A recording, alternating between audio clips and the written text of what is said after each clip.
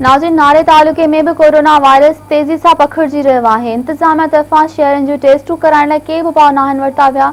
इन हवाले सां वधीक तफ़सील ॿुधाइण जे लाइ असां सां वीडियो लिंक ते मौजूदु आहे नारे मां मेहरान टीवी जो रिपोर्टर हुबली गोपांग।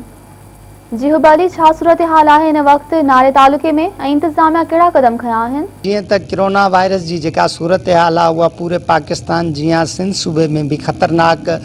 सूरत हाल अख़्तियार करे चुकी आहे। उन समेत आउं तव्हांखे इहो ॿुधाईंदो हलां त नारे तालुके में गुज़िरियल कुझु अरसे खां जेको आहे सो 13 जेके आहिनि उहे केस ज़ाहिर थी चुका आहिनि ऐं नारे तालुके में भी जेको आहे सो स्मार्ट लॉकडाउन जे तहत उन्हनि अफ़राद खे जिन्हनि में कोरोना वायरस जूं निशानियूं ज़ाहिर थियूं ऐं उन्हनि जेको आहे सो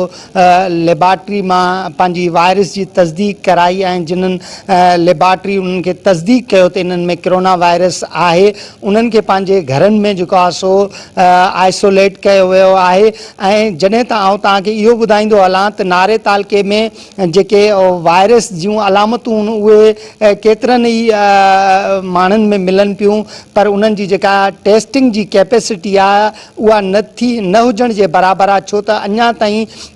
एतिरे अरसे में जेको आहे सो टेस्टिंग जूं सिर्फ़ु मख़सूस माण्हुनि जीअं पैरामेडिक्स थी वियो या डॉक्टर्स थी विया उन्हनि जी टेस्ट थी चुकी आहे। बाक़ी आम माण्हुनि जी अञा ताईं हिते जेको आहे सो टेस्ट न कई वई आहे। ऐं इहो बि आउं तव्हांखे ॿुधायां त आम माण्हू बि टेस्टिंग खां जेको आहे लवाए पियो लहराए पियो, छो त उन्हनि में हिकिड़ो ख़ौफ़ वारी सूरत हाल आहे। उन्हनि खे जेको आहे सो इहो हू अंदाज़ो पिया आणनि त अगरि असां जेको आहे सो टेस्ट कराईंदासीं त असांखे कंहिं इस्पताल में या आइसोलेशन सेंटरनि में असांखे बंदि कयो वेंदो ऐं इन करे ई हू जेको आहे सो पंहिंजूं टेस्टूं न पिया कराइनि ऐं पंहिंजो पाण खे जेको आहे सो महदूद कनि पिया। ऐं जीअं त नारे तालुके में